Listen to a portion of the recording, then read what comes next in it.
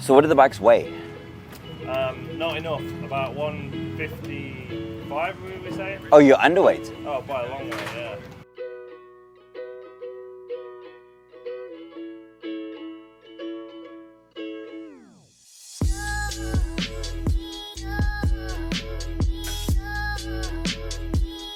So we're hanging out with Peter Hickman Racing team. They're here for the Daytona 200, and they're at. We're taking over the place, basically. They're taking over our dealership pretty much. Being a big pain in the ass. No, you're not at all. No pain in the ass at all.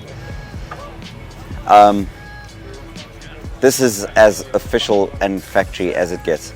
These guys are the official factory Triumph racing team. Peter Hickman is a legend. If you don't know who Peter Hickman is, go and Google Peter Hickman or YouTube Peter Hickman. He's been the fastest man around the Isle of Man TT for the last few years. So there's really nothing, there are no superlatives for anything that I could say about Peter Hickman. But if you don't know, Google him. But this is the Peter Hickman race team and FHO, British Superbike racer, TT legend, and he has the Triumph 600 team that's going to be racing in the Daytona 200 in 2024. So we have the privilege of having him and his team at Daytona Beach Motos, and these bikes are purely just such works of art. Take a look.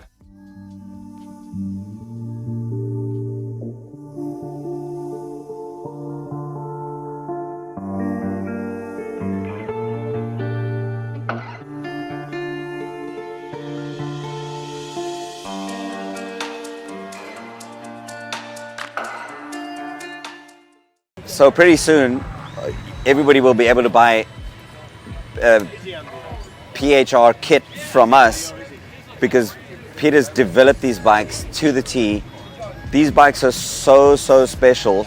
So if you buy a 765, you'll be able to actually get a kit from us at Motos Experience.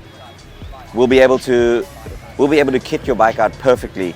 So you buy a 765, we'll have a full race kit for you guys. If you want to do a track day, if you want to build a track bike, we'll have everything available to you.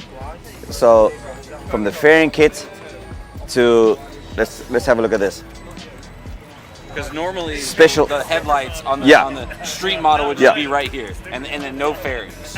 Yeah. So it has a special triple tree that actually kind of improves the rake and the steering of the bike. The bigger air duct intake that improves the horsepower. This bike, honestly, it's unbelievable in terms of the aero with regards to the fairing kit, everything in terms of brakes. The engine does not need to change at all. But with Peter Hickman, what we can do is we can flash your ECU.